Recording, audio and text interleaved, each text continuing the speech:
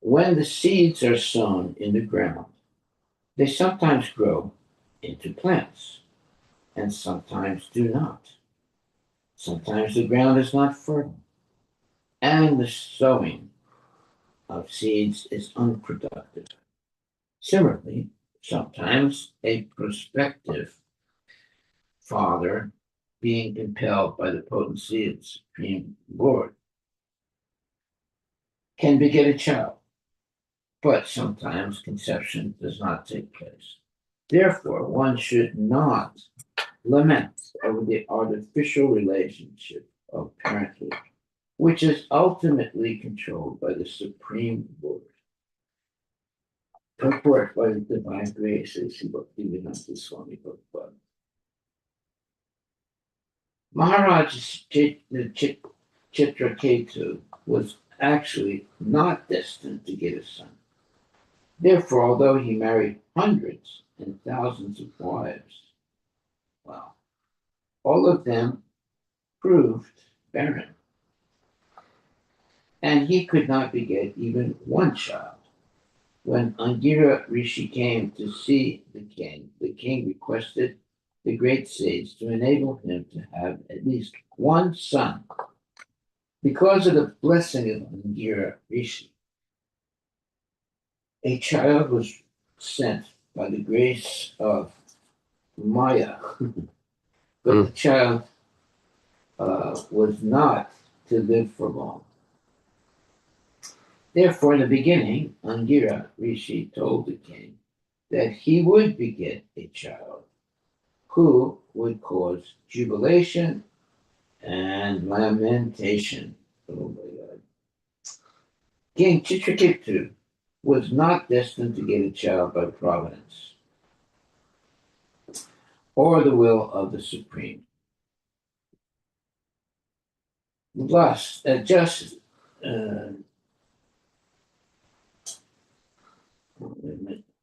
lust as Sarah, just as sterile grain cannot produce more grain. A sterile person, by the will of the Supreme Lord, cannot beget a child. Sometimes a child is born even to an impotent father and sterile mother, and sometimes a potent father and fertile mother are childless. Indeed, sometimes a child is born despite contraceptive methods, and therefore the parents kill the child in the womb. In the present age, killing children in the womb has become a common practice. Why? When contraceptive methods are taken, why don't they act? Why is a child sometimes produced so that the father and mother have to kill it in the womb? We must conclude that our arrangement of so called scientific knowledge cannot determine what will take place. What is enacted actually depends on the supreme will. It is by the supreme will that we are situated in certain conditions in terms of family, community, and personality. These are all arrangements of the Supreme Lord according to our desires under the spell of Maya or illusion.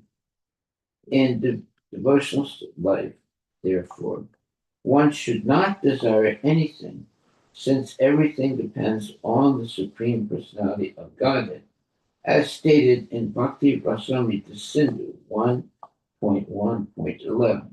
Anya Vilasita Sunyam Janakarma Dyanamritam Anakuyena Krishnana Silanam Bhaktir Uttamam. One should render transcendental loving service to the Supreme Lord Krishna favorably and without desire for material profit or gain through fruitive activities or philosophical speculation. That is called pure devotional service. One should act only to develop Krishna consciousness For everything else, for everything else, one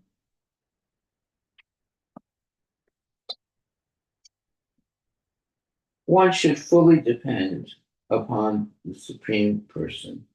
We should not create plans that will ultimately make us frustrated. That's good advice.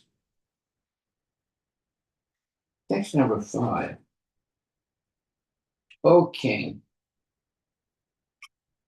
both you and we, your advisors, wives, and ministers, as well as everything moving and non moving throughout the entire cosmos at this time, are in a temporary situation.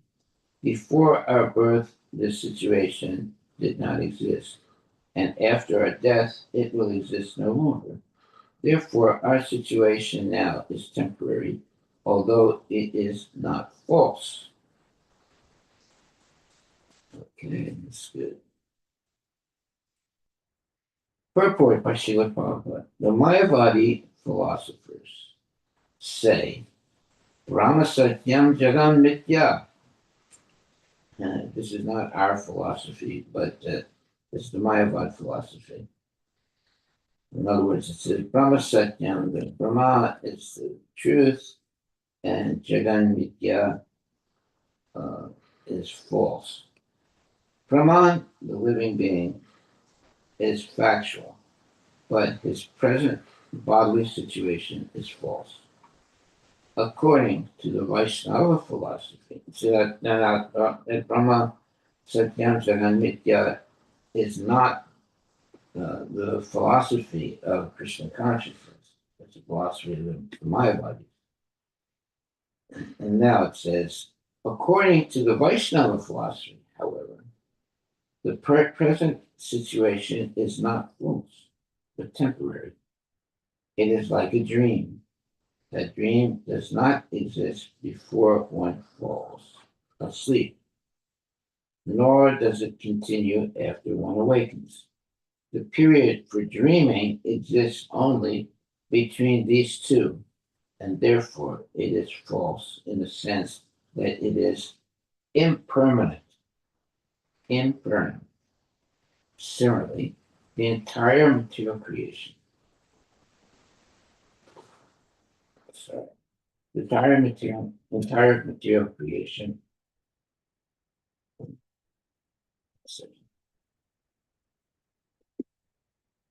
the entire material creation, including our own creation and those of others, is impermanent. We do not lament for the situation in a dream before the dream takes place or after it is over. And so, during the dream or during a dream-like situation, we should not accept it as factual and lament about it. This is real knowledge. As some people dream all the time, and, and dreams usually happen not in deep sleep, but when you're either coming out of sleep or when you're going into sleep. So we shouldn't pay too much attention to dreams. Text 6. The Supreme Personality of Godhead, the Master and Proprietor of everything, is certainly not interested in the temporary cosmic manifestation. Nonetheless, just as a boy at the beach creates something in which he is not interested, the Lord, keeping everything under his control, causes creation, maintenance, and annihilation. He creates by engaging a father to beget a son. He maintains by engaging a government or king to see to the public's welfare. And he annihilates through agents for killing, such as snakes.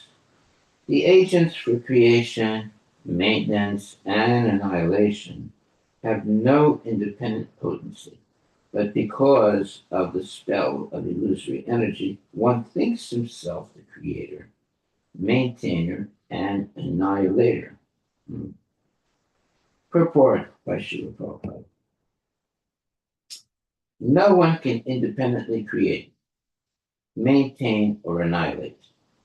Bhagavad Gita therefore says, Prakrite kriyamanani gunai karmani sarvasa. Ahankara vimudatma kataham itimanyate.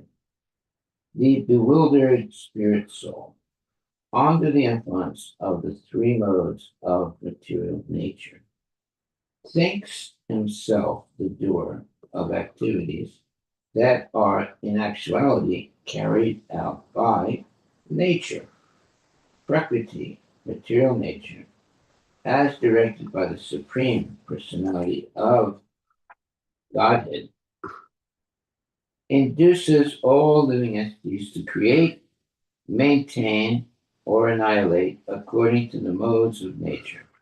But the living entity, without knowledge of the Supreme Person and his agent, the material energy, thinks that he is the doer. No. Yeah. In fact, he is not at all the doer. As an agent of the Supreme Doer, the Supreme Lord, one should abide by the Lord's orders. The present chaotic conditions of the world are due to the ignorance of leaders who forget that they have been appointed to act by the Supreme Personality of Godhead. Because they have been appointed by the Lord, their duty is to consult the Lord and act accordingly. Okay, that's good knowledge right there. The book for consultation is Bhagavad Gita, in which the Supreme Lord gives directions. Therefore, those who are engaged in creation, maintenance, and annihilation should consult the Supreme Person who has appointed them and should not act accordingly. And should act accordingly. Then everyone will be satisfied and there will be no disturbances. Let me read that last thing. The book for consultation is Bhagavad Gita, in which the Supreme Lord gives directions. Therefore, those who are engaged in creation, maintenance, and annihilation should consult the Supreme Person who has appointed them and should act accordingly. Then everyone will be satisfied and there will be no disturbances. Text number 7. As from one seed, another seed is generated, O king. So from one body, the body of the father, through another body, the body of the mother, a third body is generated, the body of a son. As the elements of the material body are eternal, the living entity who appears through these material elements is also eternal. Purport by Srila Prabhupada. From the Bhagavad Gita, we understand that there are two energies, namely the superior energy and the inferior energy. Inferior energy consists of the five gross and three subtle material elements. The living entity who presents the supreme energy superior, who represents the supreme energy appears in different. It's not supreme energy, it's a superior energy. Oh, sorry. The living entity who represents the superior energy appears in different types of bodies through these elements by the manipulation or supervision of the material energy. Actually, both the material and spiritual energies, matter and spirit, exist eternally as potencies of the Supreme Personality of Godhead. The potent entity is the Supreme Person. Since the spiritual energy, the living being, who is part and parcel of the Supreme Lord, desires to enjoy this material world, the Lord gives him a chance to accept different types of material bodies and enjoy or suffer in different material conditions. Factually, the spiritual energy, the living entity, who desires to enjoy material things, is manipulated by the Supreme Lord. The so-called father and mother have nothing to do with the living entity. As a result of his own choice and karma, the living being takes different bodies through the agency of so-called fathers and mothers. Okay, that means that everyone is a unique person and has their own karma and their own desires. Even though one may have a father and mother, still the individual living entity has its own way of perceiving things and doing things. Text number 8. Divisions of generalization. Divisions of generalization and specification, such as nationality and individuality, are the imaginations of persons who are not advanced in knowledge. Divisions of generalizations and specification, such as nationality and individuality, are the imaginations of persons who are not advanced in knowledge. That's fact. Actually, there are two energies, material and spiritual. Both of them are ever existing because they are emanations from the eternal truth, Krishna. The Supreme Lord, because the individual soul, the individual living entity, has desired to act in forgetfulness of its original identity since time immemorial, he is accepting different positions in material bodies and being designated according to many divisions of nationality, community, society, species, and so on. Text number 9. Sri Sukadeva Goswami continued, thus enlightened by the instructions of Narada and Andira, King Chitraketu became hopeful with knowledge. Wiping his shriveled face with his hand, the king began to speak. Text number 10. King Chitraketu said, you have both come here dressed like avadutas, liberated persons, just to cover your identities. That's interesting. But I see that of all men, you are the most elevated in awareness. You know everything as it is. Therefore, you are the greatest of all great persons. Text number 11.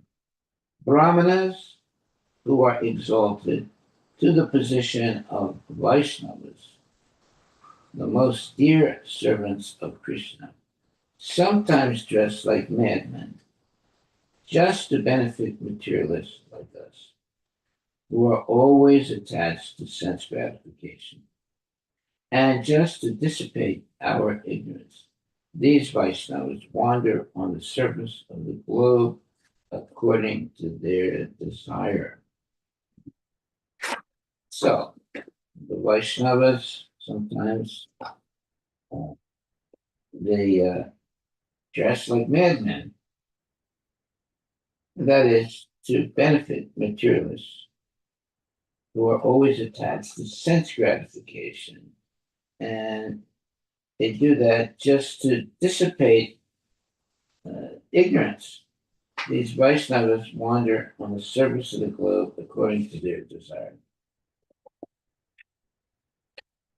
O great souls, I have heard that among the great and perfect persons wandering the surface of the earth to instruct knowledge to people covered by ignorance are Sanat Kumara, Narada, Rivu, Angira, Devla, Asita, Apantaratma, Vyasadeva, Antaratma Vyasadeva, Markandeya, Gautama, Vasista, Bhagavan Parasurama, Kapila, Sukadeva, Durvasa, Yajnavalkya, Jatukarna, and Aruni.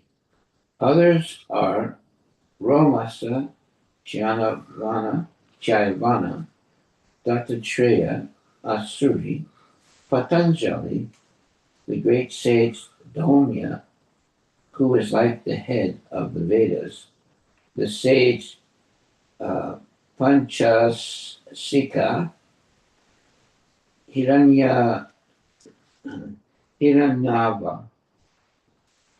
Koshala, Shrutadeva, and Ritadvaja. Ritadvaja. You must certainly be among them. Purport by Srila Prabhupada. The word Jnana Hetava is very significant because great personalities, like those listed in these verses, wander on the surface of the globe not to mislead the populace, but to distribute real knowledge. Without this knowledge, human life is wasted. The human form of life is meant for realization of one's relationship with Krishna or God. One who lacks this knowledge is categorized among the animals. The Lord himself says in Bhagavad Gita 7:15, Namam duskritinam mudha prapadyante naradama maya prita jnana asuram bhavam asrita. Those miscreants who are grossly foolish, lowest among mankind, whose knowledge is stolen by illusion, and who partake of the atheistic nature of demons, do not surrender unto me. Ignorance is the bodily conception of life. Yasyatma buddhi kunape chidatuke. Saeva gokara. Practically everyone throughout the universe, especially on this planet, Ur Loka, thinks that there is no separate existence of the body and soul, and therefore no need of self-realization. But that is not a fact. Therefore, all the brahmanas listed here, being devotees, travel all over the world to awaken Krishna consciousness in the hearts of such foolish materialists. The acharyas mentioned in these verses, are described in the Mahabharata. The word Panchasika is also important. One who is liberated from the conceptions of Anamaya, Pranamaya, Manomaya, Vijnana Maya, and Anandamaya, and who is perfectly aware of the subtle coverings of the soul.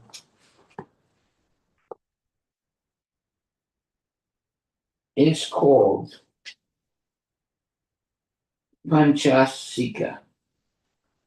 According to the statements of the Mahabharata, Santi Parva, chapters 218-219,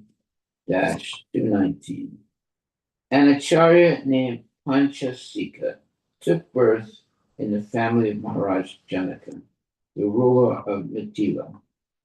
The Sankhya philosophers accepted Panchasikacharya as one of them.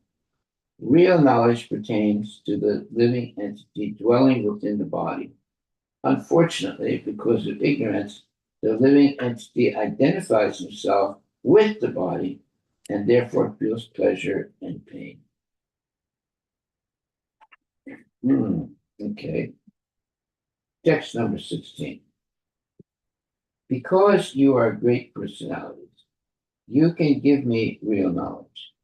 I am foolish as a village animal, like a pig or dog, because I am merged in the darkness of ignorance. Therefore, please ignite the torch of knowledge to save me. Purport by Srila Prabhupada. This is the way to receive knowledge. One must submit oneself as at the lotus feet of great personalities who can actually deliver transcendental knowledge. It is therefore said, Tasmat Gurum Prapadyeta Jigyasu Spreya Uttamam. One who is inquisitive to understand the highest goal and benefit of life must approach a bona fide spiritual master and surrender unto him. Only one who is actually eager to receive knowledge to eradicate the darkness of ignorance is eligible to approach a guru or spiritual master. The guru should not be approached for material benefits. One should not approach the guru just to cure some disease or receive some miraculous benefit. This is not the way to approach the guru. Tadviganartam, one should approach the guru to understand the transcendental science of spiritual life. Unfortunately, in this age of Kali, there are many bogus gurus who display magic to their disciples, and many foolish disciples want to see such magic for material benefits. These disciples are not interested in pursuing spiritual life to save themselves from the darkness of ignorance. It is said, Om Agyana Timirandasya Jananjana Salakaya Chakshur Unmilitam Yena Tasmai Shri Gurave Namaha. I was born in the darkest ignorance, and my spiritual master opened my eyes with the torch of knowledge. I offer my respectful obeisances unto him. End of quote. This gives the definition of the Guru. Everyone is in the darkness of ignorance. Therefore, everyone needs to be enlightened with transcendental knowledge. One who enlightens his disciple and saves him from rotting in the darkness of ignorance in this material world is a true guru. Okay. Yes, therefore there are gurus and kangaroos. So we have to stick with the gurus and forget about the kangaroos. Text 17. Angira said, My dear king, when you desired to have a son, I approached you. Indeed, I am the same Angira Rishi who gave you this son. As for this Rishi, he is the great sage Narada, the direct son of Lord Brahma.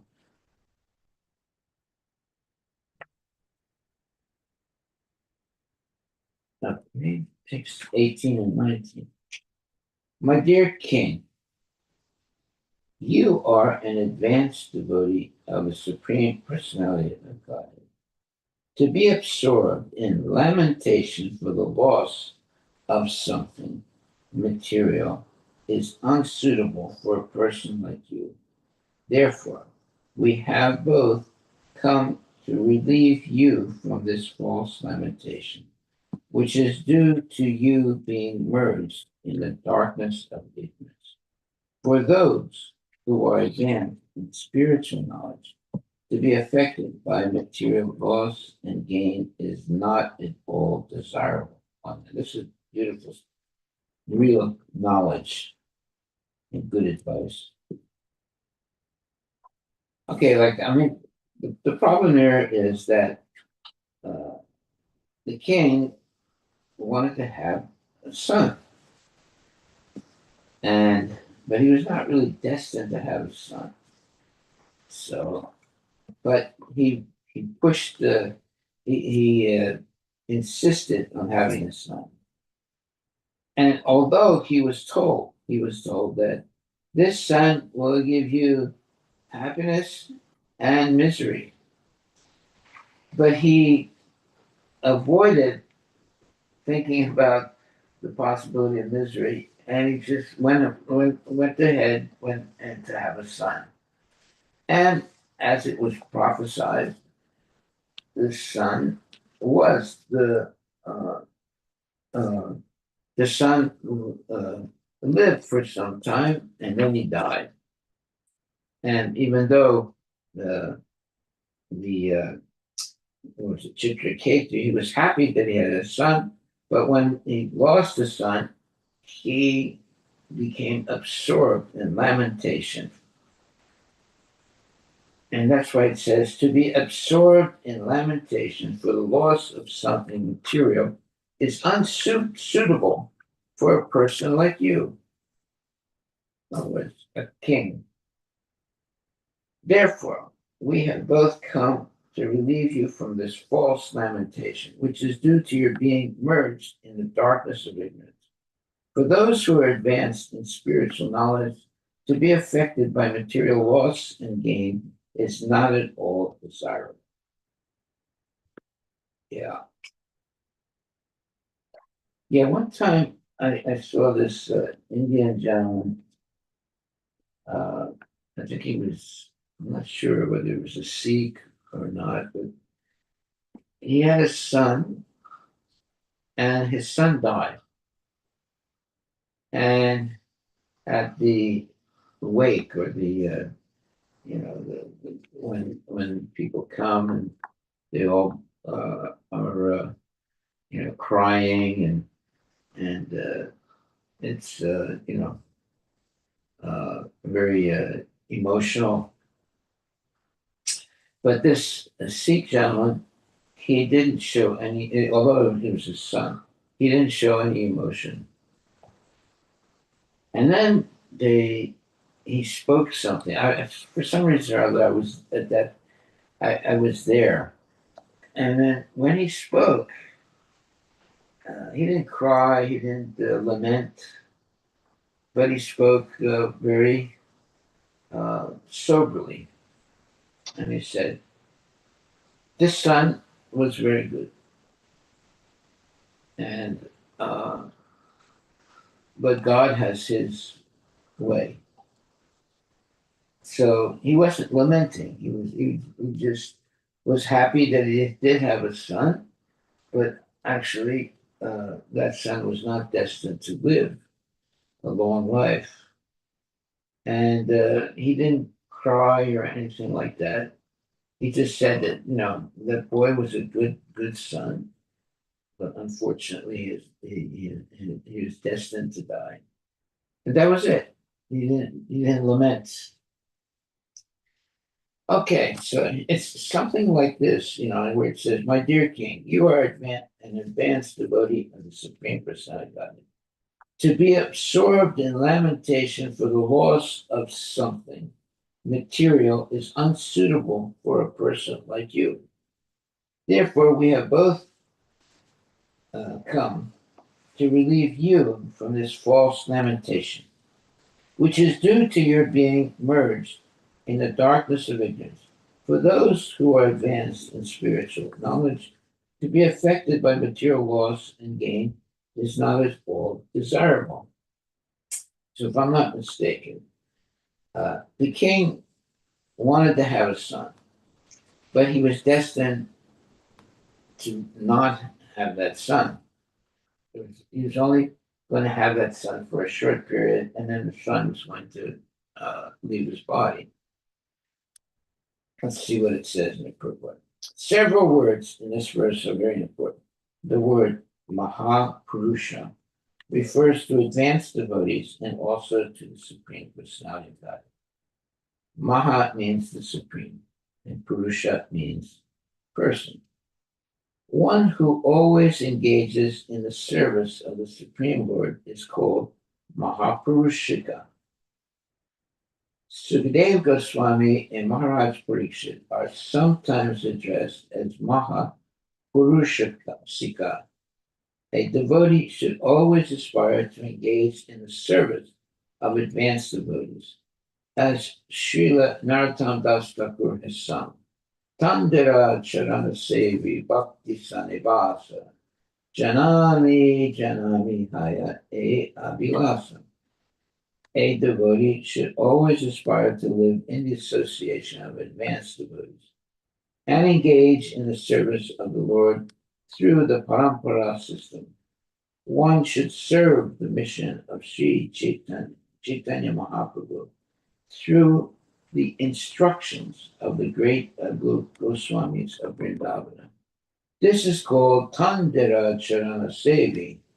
While serving the lotus feet of the Goswamis, one should live in the association of devotees. Bhakta Sanivasa. This is the business of a devotee. A devotee should not aspire for material profit or lament for material loss.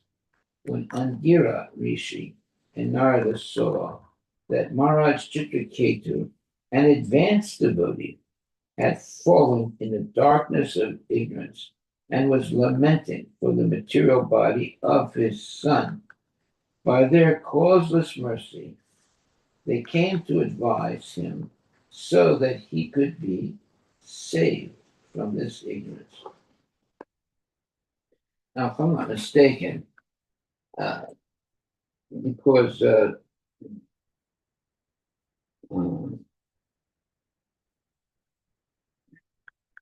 Maharaj Chitraketu is, really lamenting very hard, and he's going to ask or beg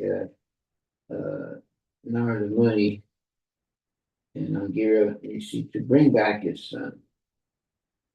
So they agreed to. I'm not sure if this is correct or not, but they agreed to bring back the son temporarily. And then the son speaks real knowledge to the father and then disappears again. Let's see if that's right. Another significant word is Brahmanya. The Supreme Personality of Godhead is sometimes addressed by the prayer Namo Brahmanyas Devaya, which offers obeisances to the Lord because he is served by the devotees.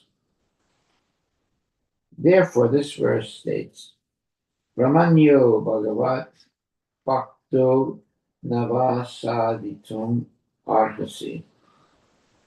This is the symptom of an advanced devotee. Brahma Bhuta Prasanatma. For a devotee, an advanced self-realized soul, there is no cause for material jubilation or lamentation. So I'm glad it says jubilation or lamentation. He is always transcendental to conditional life. So he's above all the comings and goings of mundane life. He is always transcendental to conditional life. Text number 20. When I first came to your home, I could have given you the supreme transcendental knowledge, But when I saw that your mind was absorbed in material things, I gave you only a son who caused you jubilation and lamentation. Oh, yes. Now, even though Chitraketu was, uh, in, told that the son would give him great happiness, but also misery, he still insisted on having the son.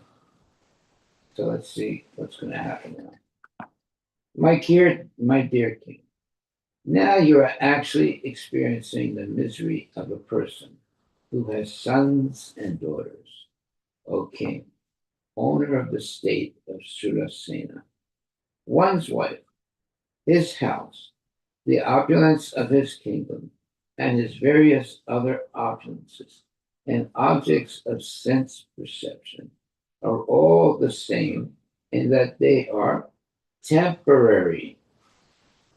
And that's a fact. One's kingdom, military power, treasury, servants, ministers, friends, relatives are all causes of fear, illusion, lamentation, and distress. They're like a Gandharva Nagara, Gandharva Nagara, a non existent palace that one imagines to exist in the forests. Wow. Because they are impermanent, they are no better than illusions, dreams, and mental concoctions. That is real knowledge. This verse describes the entanglement of material existence. In material existence, the living entity possesses many things: the material body, children, wife, and so on. Dehapatya kalatradisu. One may think that these will give him protection, but that is impossible.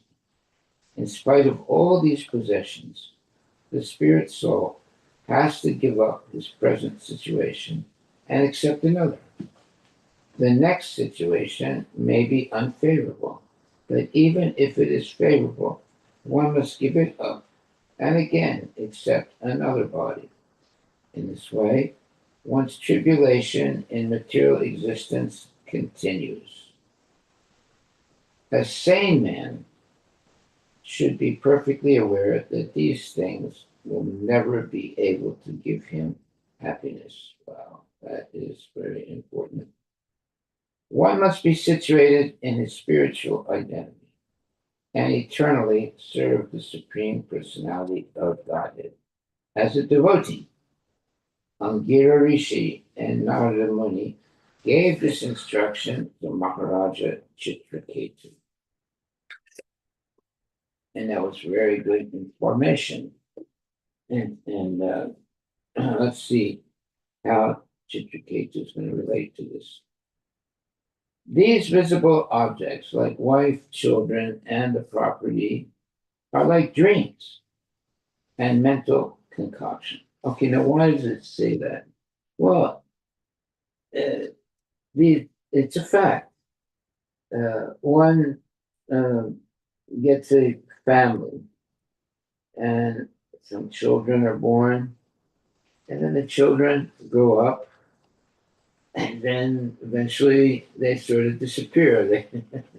They don't disappear, but they go their own ways. And now the mother and father are alone. And then maybe the wife might die or the husband may die. Let's say, and the wife, the husband dies, and then the wife has no longer the sons or daughters, then no more husband. And she's completely alone. Then one realizes that the visible objects like wife, children, and property are like dreams and mental concoctions. Actually, What we see has no permanent existence. It is sometimes seen and sometimes not. Only because of our past actions do we create such mental concoctions, and because of these concoctions, we perform further activities. Purport by Srila Prabhupada. Everything material is a mental concoction because it is sometimes visible and sometimes not. At night, when we dream of tigers and snakes, they are not actually present, but we are afraid because we are affected by what we envision in our dreams. Everything material is like a dream because it actually has no permanent existence. Okay, now that's the main statement right there. Sri Vishwanatha Chakravarti Thakura writes as follows in his commentary: Artena Vyagraha Vyagra Sarpadina Vinayva Drisya Mana Swap Anadi Vange Sati Na Drishyante Tad Evam Darad Ayo Vastava Vastu Bhuta Swapnadayo Vastu Bhutas Cha Sarve Manovasana Janyatvan Manobhava. At night, one dreams of tigers and snakes, and while dreaming, he actually sees them. But as soon as the dream is broken, they no longer exist. Similarly, the material world is a creation of our mental concoctions. Whoa. We have come to this material world to enjoy material resources, and by mental concoction, we discover many, many objects of enjoyment because our minds are absorbed in material things. This is why we receive various bodies. According to our mental concoctions, we work in various ways, desiring various achievements, and by nature and the order of the Supreme Personality of Godhead, Karmana Daiva Netrena, we get the advantages we desire. Thus, we become more and more involved with material concoctions. This is the reason for our suffering in the material world. By one kind of activity, we create another, and they are all products of our mental concoctions. Whoa, how you roll. Text number 25. The living entity in the bodily conception of life is absorbed in the body, which is a combination of the physical elements, the five senses for gathering knowledge, and the five senses of action, along with the mind. Through the mind, the living entity suffers three kinds of tribulations: adibhotika, adidaivika, adhyatmika. Therefore, this body is a source of all miseries. Okay, that is the truth. And the truth doesn't look very rosy, it looks miserable.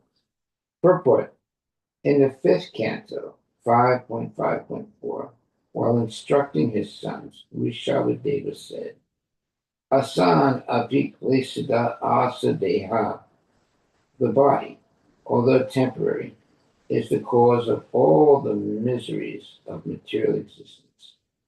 As already discussed in the previous verse, the entire material creation is based on mental concoction.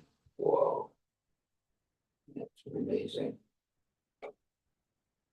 The mind sometimes induces us to think that if we purchase an automobile, we can enjoy the physical elements such as earth, water, air, and fire, combined in forms of iron, plastic, petrol, and so on.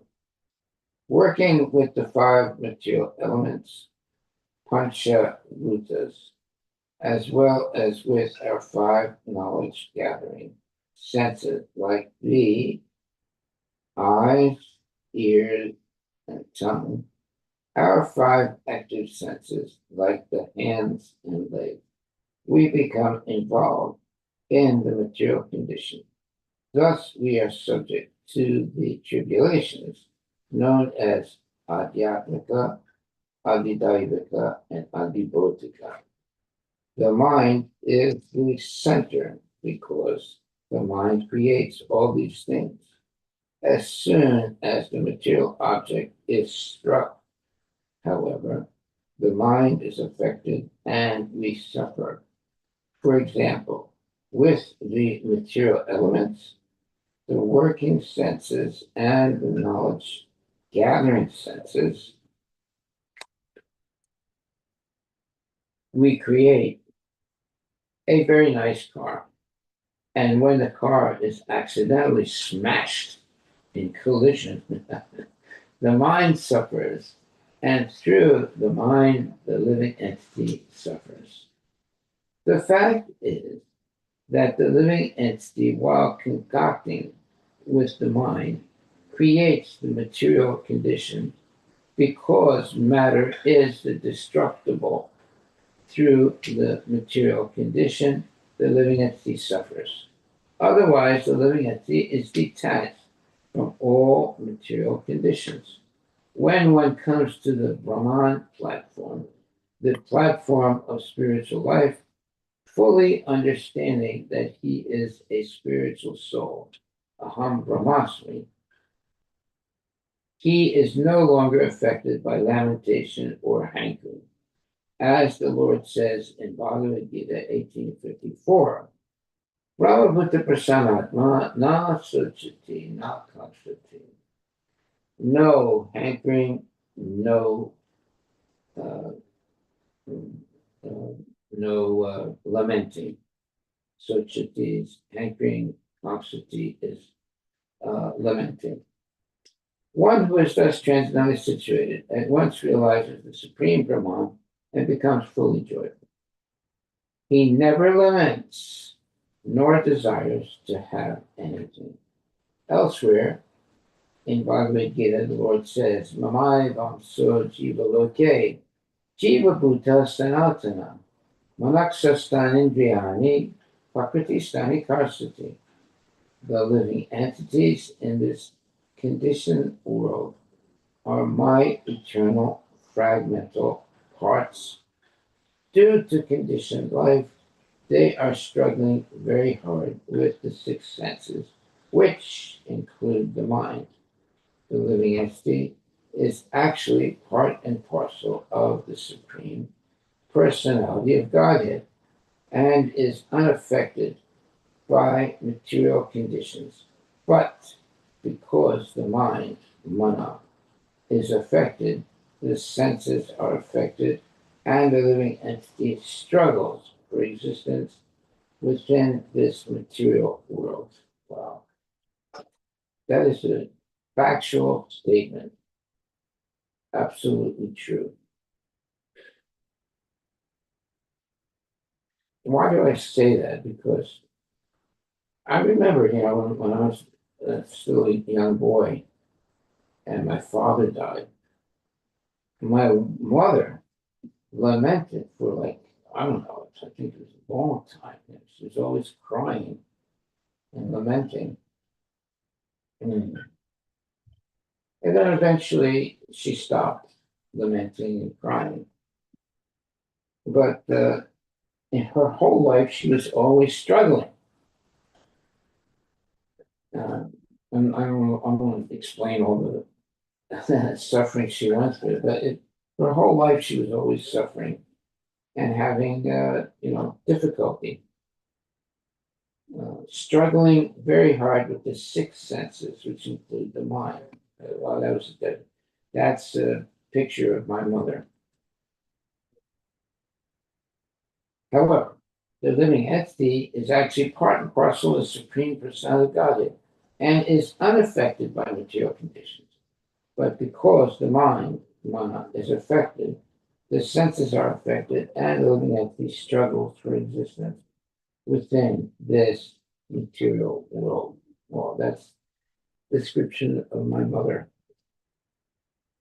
and so many other people in this world. Okay, I think we've come to the end for today. Are there any questions? Are there any questions?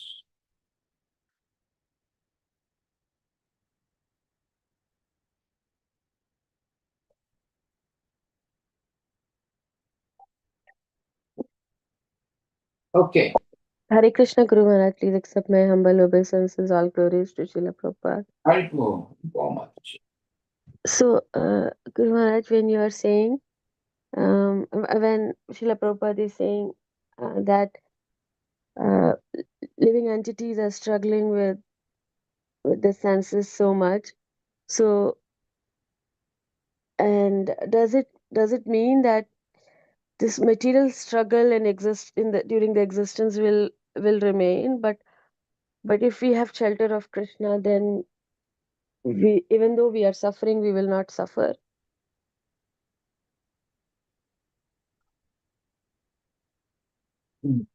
Well, I mean, there is, mental and physical suffering. But when a devotee becomes detached from all material conditions, and the devotee comes to the Brahman platform, or the platform of spiritual life, fully understanding that he is a spiritual soul, aham brahmasmi, he's no longer affected by lamentation or hankering. So lamentation means you are lamenting for something you've lost, and hankering means you're desiring something that you don't have. So that means when you come to the platform of Brahman realization, understanding your relationship with Krishna, which is the platform of spiritual life, you fully understand that you have a spirit soul, which is eternal. Therefore, you're no longer affected by the lamentation or hankering. Hankering means having many desires, material desires, and lamentation means loss of material desires causes lamentation, like somebody you love dies, or something you have and you're attached to, like a dog, and then the dog dies, or some type of property or money or whatever that you're attached to, and then you lose those things. So you lament. And that's why it says, Brahmabhuta prasanatma, nasachati naknosati. One who is thus transcendentally situated at once realizes the supreme Brahman, Krishna, and becomes fully joyful. He never laments nor desires to have anything. Okay, so never to lament nor desire to have anything. That's a very exalted position. But if you become a devotee, a sincere devotee, you will come to that point of no more lamentation or desires to have anything. And our takeaway for today is the following. The living entities in this conditioned world are my eternal fragmental parts. Due to conditioned life, they are struggling very hard with the six senses, which include the mind. The living entity is actually part and parcel of the Supreme Personality of Godhead and is unaffected by material conditions, but because the mind, mana, is affected, the senses are affected, and the living entity struggles for existence within this material world. That is a very profound statement that explains the condition of the living entity who cannot, who is still very not, who's still very attached to enjoying the material world. So therefore, the living entity is actually part and parcel of the Supreme Personality of Godhead and is unaffected by material conditions. But because the mind, mana, is affected, the senses are affected, and the living entity struggles for existence within this material world. Okay, so that is explaining why people suffer. Why is it? Well, because they develop attachments to material things. And when they lose those things, they suffer. It can be people or it can be material things. So therefore, Brahmabhuta Prasanatma na sochati na kamsuti. One who is thus transcendentally situated above the mundane attachments to sense gratificatory things and people. When one is thus transcendently situated, at once realizes the Supreme Brahman, meaning Krishna, and becomes fully joyful. He never laments or desires to have anything. And also it says, the living entities in this conditioned world are my eternal fragmental parts. Due to conditioned life, they are struggling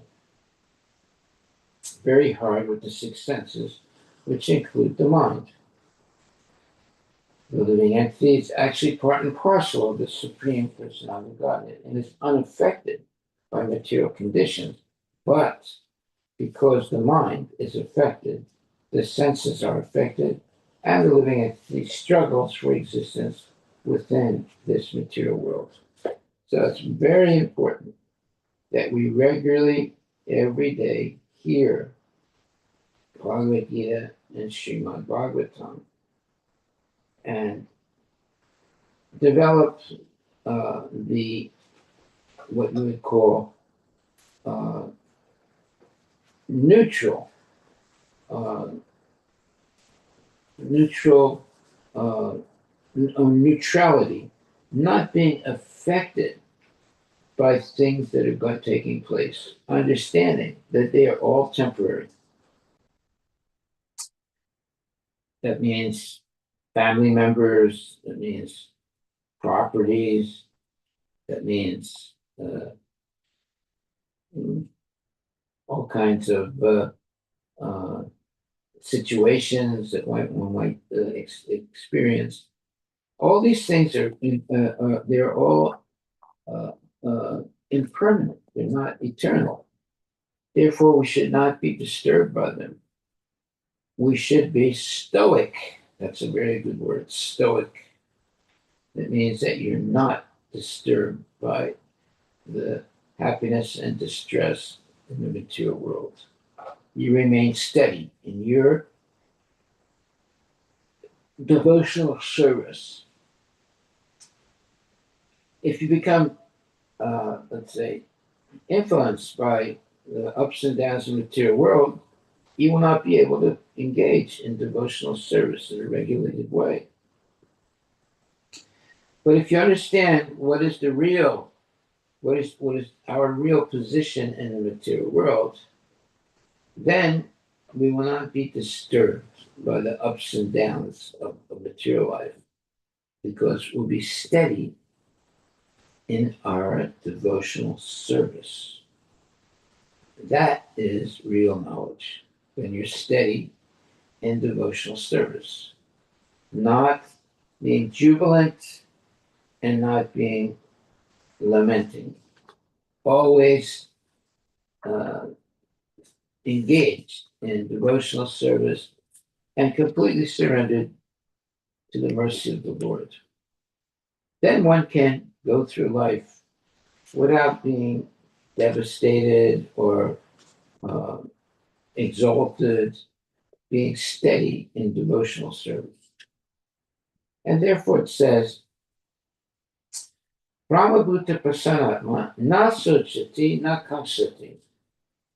One who is thus transcendently situated at once realizes the supreme Brahman and becomes fully joyful. He never laments, nor desires to have anything. That is our takeaway for today, and that should be our takeaway forever. Once we become transcendently situated, then we realize that Krishna is the supreme personality of Godhead, and we become joyful, and we will never lament or desire to have anything. We are just satisfied in regulated devotional service for the Lord. And this is, if we just learn this one phrase, Brahmabhuta prasanatma nasujati nakakshati.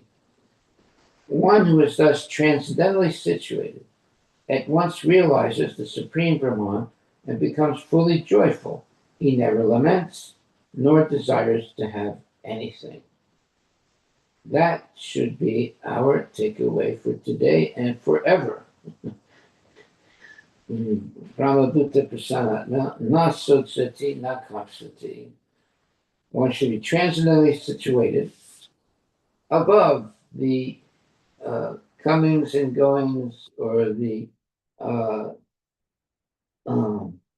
different situations, sometimes good, sometimes bad. We should not be disturbed by these things. We should be steady in our devotional service, regardless of whether there are bad situations or good situations. Then we become uh, cognizant that Krishna is the Supreme Personality of Godhead, and He is going to protect us. Therefore, we become joyful. We never lament nor desire to have anything, but we engage in regulated devotional service, day after day and minute after minute. Therefore, we are above the comings and goings of material life, not being affected by them. And we can have a peaceful mind and engage fully in devotional service. So this Brahmabhuta prasanatma nasurchatina kamsati, that's a profound statement. One who is thus transcendently situated at once realizes the supreme Brahman and becomes joyful. He never laments nor desires to have anything. That is a very profound statement, and that is the ideal situation of a devotee. Brahmabhuta prasanatma nasurchati nakapsati. One who is thus transcendently situated at once realizes the supreme Brahman, meaning Krishna, and becomes fully joyful. He never laments nor desires to have anything. Haribol.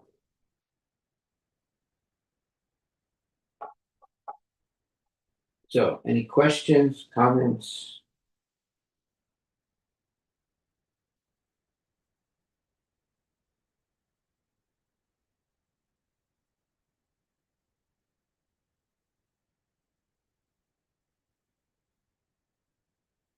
Okay, my dear devotees, thank you very much. All glories to Srila Prabhupada.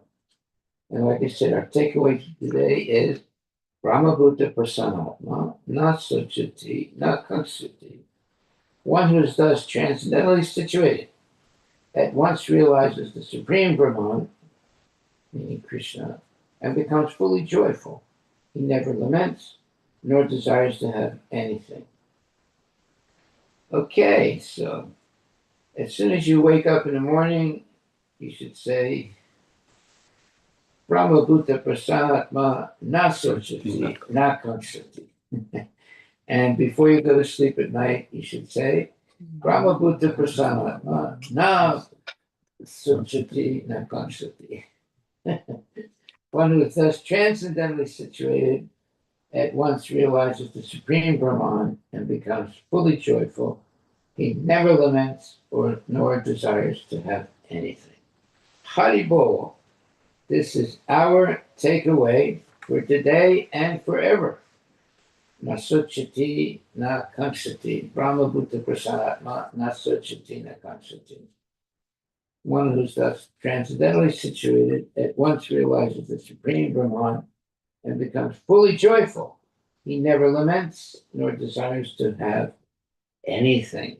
Haribol. That is real knowledge.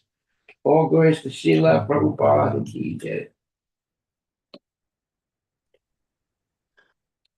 So if there are no more questions or answers, we will adjourn with this statement. Brahmabhuta Prasanatma Nasachati Nakmaksati. One who is thus transcendently situated at once realizes the Supreme Brahman and becomes fully joyful. He never laments nor desires to have anything. Haribol. All glories to Srila Prabhupada Ki Jai.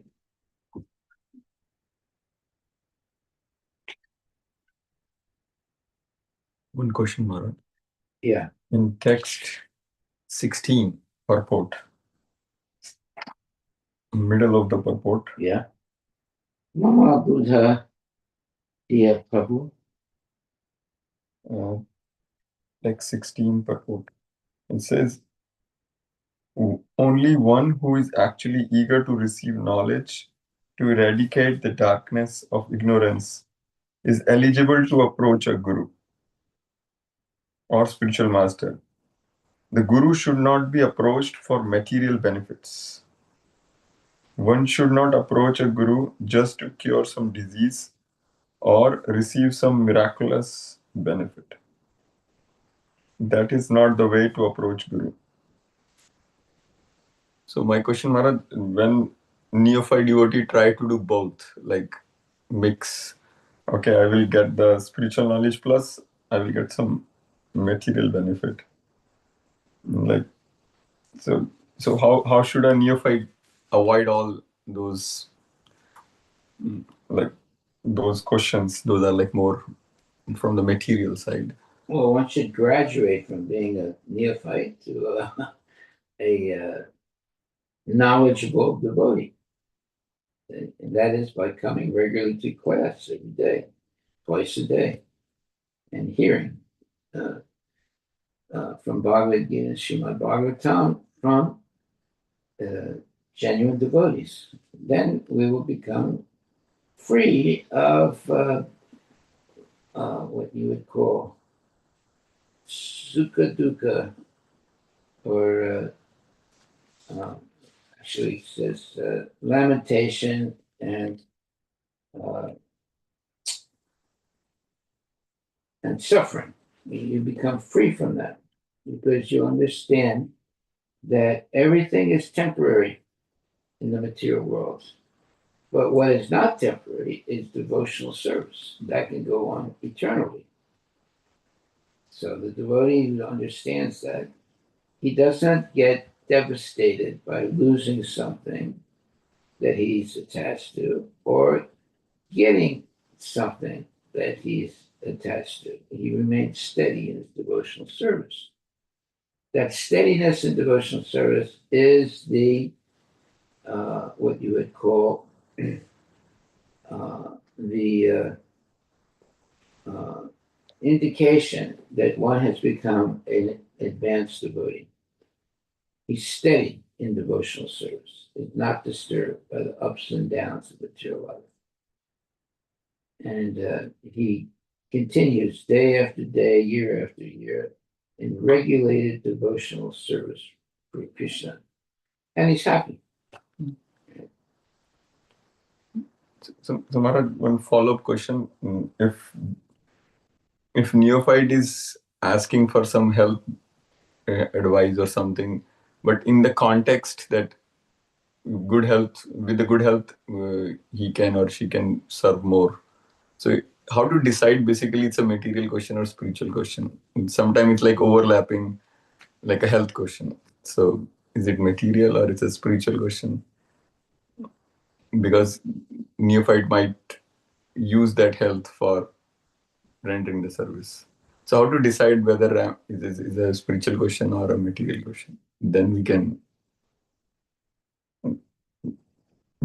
decide whether to ask or not. Sometimes it's overlapping. Ask what? Ask to the spiritual master, like how to decide whether I'm asking a material question or it's a spiritual question. Sometimes people ask about health, like okay, some health advice or something. So is it a material question or it's a spiritual question? Sometimes people ask about how. No, it depends what you do with the answer. If you improve your devotional service, then it's spiritual. If it just makes you more attached to mundane life, it's not spiritual. So when you get an answer to a question, if it helps you to become more Krishna conscious, it's spiritual. If it convinces you to be less involved in Krishna consciousness, it's Maya. Thank you.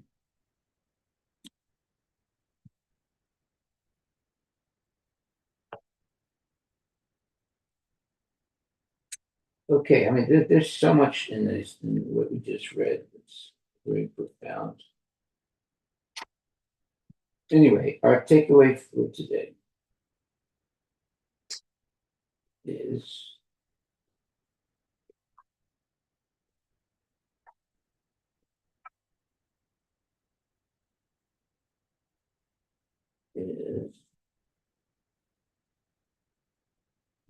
well, I already said what it was. You said in 25th purport, Maharaj. Yeah. And the Brahma Bhuta Personatmana Sochatina Kamsha. And one is not disturbed by lamentation, nor elated by having a great success. One remains steady in devotional service.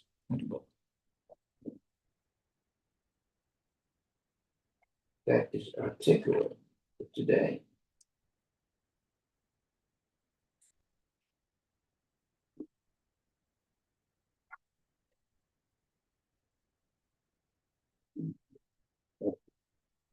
Brahma Bhuta Prasana, na Sochatina Kamsati. That's our takeaway.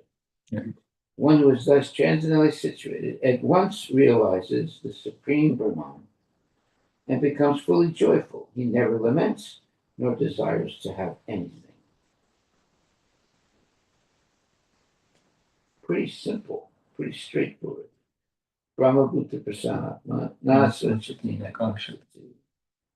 When you're transcendently situated, at once you realize who Krishna is, and you become joyful, and you never lament nor desires to have anything. Okay, well that's that's the best wisdom that we can get. Prabhupada Prasanatma Nasochatina. There it is.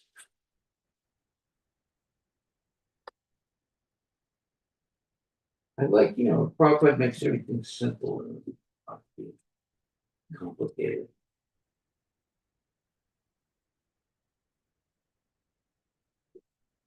Every morning when we wake up, we should wake up and say, Brahmabhuta Prasanatma Nasa Chitinakam.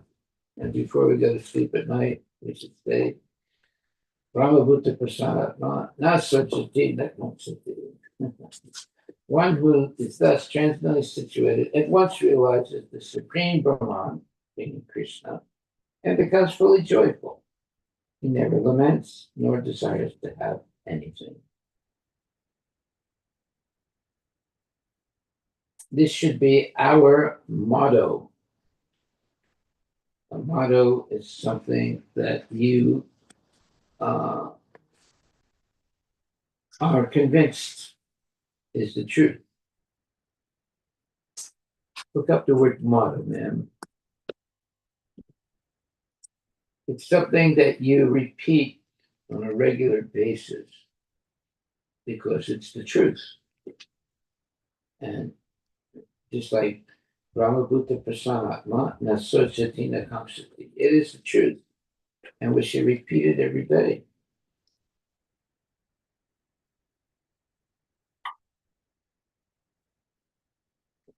Okay, and the meaning of motto is a short sentence or phrase chosen as Chosen. Yeah. chosen as encapsulating the beliefs or ideals guiding an individual, family, or institution.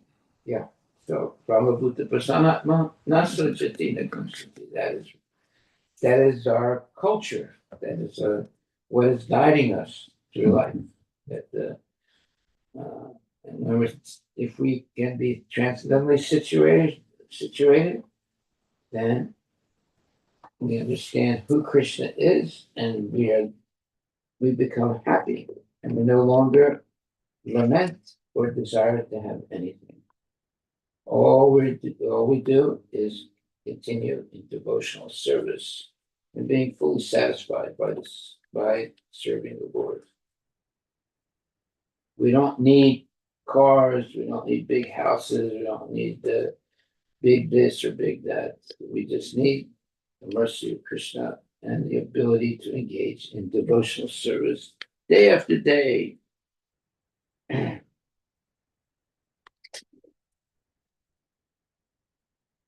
every day being regulated in performing devotional acts, such as Brahmabhuta Prasanatma, not such as Zinakam. And we realize that Krishna is the Supreme Personality of Godhead, and we become fully joyful and never lament or desire to have anything. That means we are transcendently situated. Haribol. Okay, all glory to Srila Prabhupada ki jai.